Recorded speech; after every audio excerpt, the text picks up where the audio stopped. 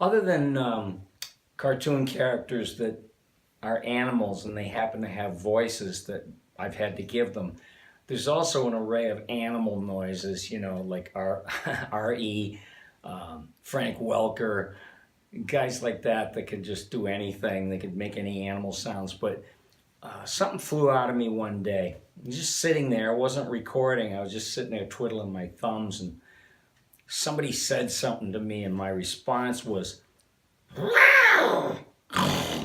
like, and if you can go,